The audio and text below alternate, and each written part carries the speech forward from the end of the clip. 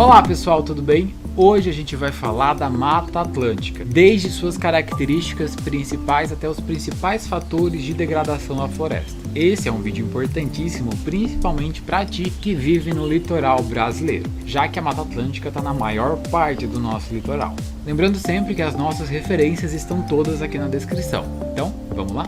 Lá em 1500, há 500 anos atrás, se estima que a Mata Atlântica ocupasse cerca de 15% do território brasileiro. A floresta chegava até o Paraguai e a Argentina, mais ou menos, e cobria cerca de 17 estados brasileiros. E a Mata Atlântica ela tem esse nome de Mata Atlântica justamente por conta da sua posição na América do Sul.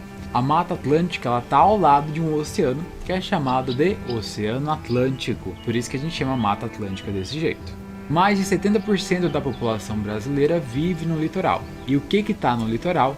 A Mata Atlântica. E isso faz da floresta responsável pela distribuição de água para mais de 110 milhões de pessoas. E isso só falando em quesitos de fornecimento de água, mas também tem vários outros serviços ecológicos que a floresta presta para o ser humano. Quando a gente pensa em um bioma, a gente pensa numa coisa toda homogênea, ou seja, uma floresta que é igual em toda a sua extensão. Mas pensa comigo, eu falei para vocês que a Mata Atlântica se estende por boa parte do nosso litoral.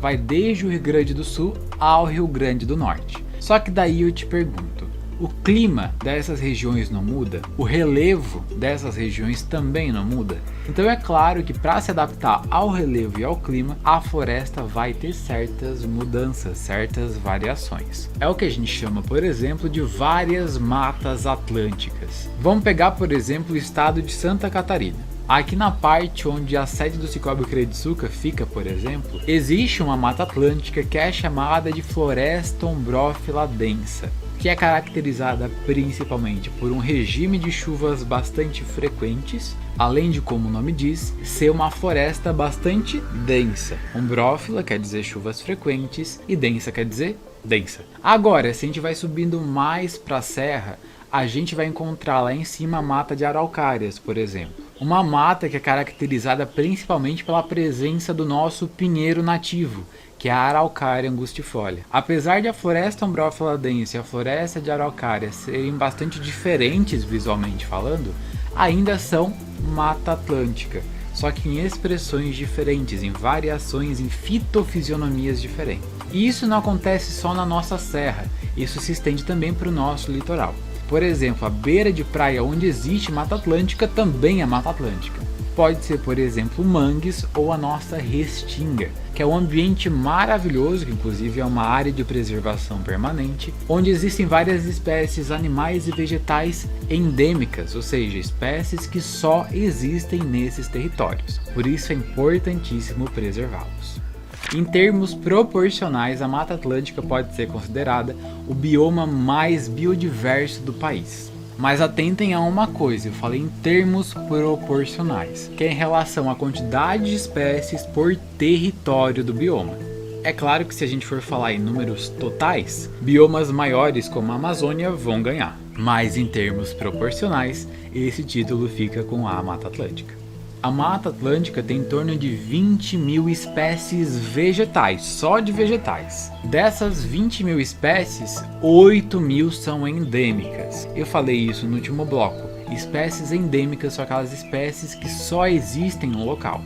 Então, das 20 mil espécies vegetais que existem na Mata Atlântica, 8 mil só existem lá, não existem mais em nenhum outro lugar.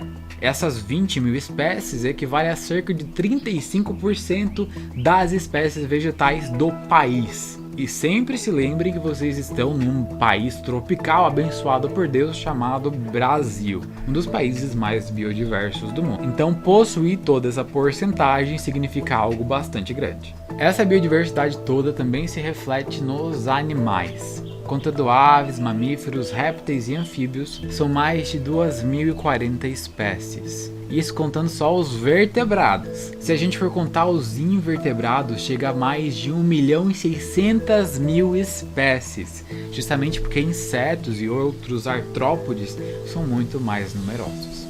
Dos animais que existem na Mata Atlântica, eu tenho certeza que você deve conhecer, por exemplo, o mico-leão dourado. que muita gente acredita ser da Amazônia, mas na verdade é da Mata Atlântica existente no estado do Rio de Janeiro. Outras espécies agora de vegetais também são muito famosos, como por exemplo a canela preta, que é uma espécie de árvore que foi extremamente explorada para a produção e confecção de móveis e imóveis, então confecção de móveis que a gente põe dentro de casa, quanto a casas mesmo. Isso fez com que essa planta fosse literalmente considerada como se fosse um Pokémon raro, porque ninguém consegue mais encontrar ela na natureza. Inclusive você que está vendo esse vídeo, se souber de alguma canela preta pela região, avise a gente do programa Mabil, que a gente vai querer muito coletar as sementes dela.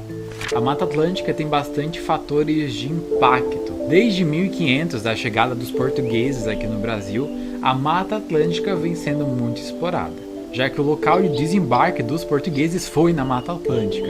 A primeira de todas as explorações foi o pau-brasil. Acho que essa história todo mundo já sabe, que depois de vários e vários anos acabou se estendendo, por exemplo, para a exploração de canela preta, palmito e para a caça de vários animais, como por exemplo as onças. Aqui em Santa Catarina, de onde eu estou gravando esse vídeo, por exemplo, a onça não existe mais, justamente porque ela foi impactada pelo desmatamento e pela caça. E essa degradação foi aumentando muito nesses 500 anos de história, até chegar à situação que a gente está hoje, com cerca de 88% de toda a Mata Atlântica simplesmente devastada. Ou seja, sobrou apenas 12% da formação original da Mata Atlântica, transformando a paisagem que antes era assim em algo mais parecido com isso.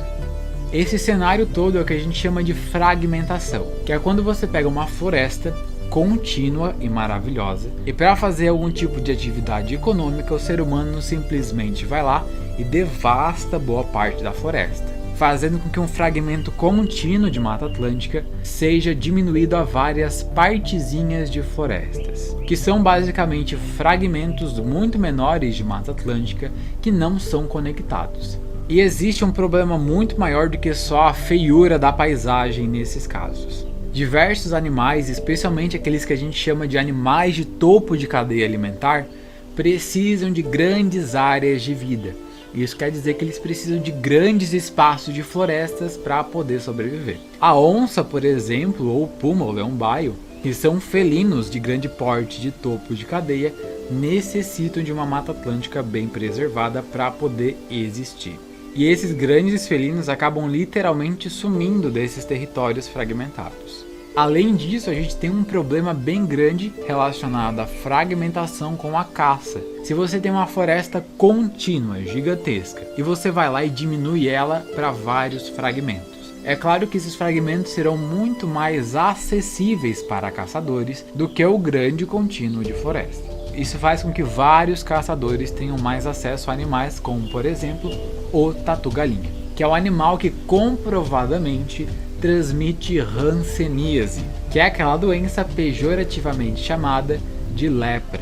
Tá bem, André, então tá. A gente tem todo esse problemão da fragmentação da Mata Atlântica. A gente já entendeu que a Mata Atlântica já perdeu quase que 90% de todo o seu território, só que a gente precisa resolver isso. E como é que a gente resolve? Tudo isso pode ser muito bem resolvido com algo chamado de recuperação ecológica. A recuperação ecológica é um processo onde algum tipo de organização ou um programa ambiental, como o Programa Mabil, acaba fazendo o plantio de árvores nativas da Mata Atlântica para conectar e recuperar esses fragmentos de floresta. Por exemplo, vamos considerar esse fragmento de floresta. Vocês conseguem ver que tem vários fragmentos bem separados. O que a gente precisa fazer é conectar esses fragmentos. E a gente gera essa conexão justamente fazendo o plantio de árvores nativas da Mata Atlântica. Primeiramente, a gente faz o plantio de árvores que nós chamamos de pioneiras, que vão ser as primeiras árvores que a gente precisa adicionar dentro dessa equação. E a gente pode plantar elas conectando mesmo esses fragmentos. Depois de fazer todo esse processo, o que a gente precisa fazer é esperar. Depois de mais ou menos uns 2 anos, essas plantas pioneiras vão estar gerando as primeiras flores e depois os seus respectivos frutos. E assim elas vão começar a se dispersar pelo ambiente naturalmente. Agora, depois de 10 anos, a gente já vai ter um resultado bem legal. A gente não vai ter uma Mata Atlântica Super Masterpiece como a gente tem nos fragmentos naturais, mas a gente já vai ter uma floresta bem legal que vai dar o start para uma recuperação ecológica efetiva. E essa recuperação ecológica ela é especialmente importante em locais como nascentes e matas ciliares. As nascentes são locais onde os lençóis freáticos desembocam, então onde o lençol freático encontra uma saída na superfície. E essa nascente, como diz o nome, é de onde nasce um rio. Então é muito importante que a mata em volta da nascente esteja bem preservada ou conservada para que a gente possa proteger as nossas fontes de água. Além disso, a gente tem a mata ciliar. A mata ciliar é bem autoexplicativa, da mesma forma como a gente tem os cílios nos olhos, que é esse pelo que envolve o nosso olho, tem também a mata ciliar, que é a floresta que envolve os rios. Essas florestas em volta dos rios impedem com que o rio alargue. Se o rio está sem floresta na borda, o que acaba acontecendo é que rejeitos dessa própria borda do rio acabam caindo para dentro do rio. E isso acaba resultando no alargamento do rio e na diminuição da sua profundidade, o que pode fazer com que o rio a longo prazo seque. Então, de novo, outra forma de recuperação ecológica fundamental para a proteção das nossas fontes de água. Então, pessoal, esse foi o nosso vídeo sobre a Mata Atlântica. Esse foi o primeiro, mas não vai ser o último vídeo nosso sobre o nosso bioma. É claro que nós do programa Amabil atuamos na Mata Atlântica, então é claro também que vamos ter muita coisa para falar sobre ela. O próximo Amabil.doc sai lá no mês que vem, mas enquanto isso, tu pode aproveitar para maratonar os nossos Amabil.pocket que estão tanto aqui nos shorts do YouTube, quanto no Reels do Instagram e no TikTok. Não se esqueça de nos seguir em todas essas redes sociais, é Programa Amabil em qualquer uma delas. E é isso, muito obrigado pessoal e até mais.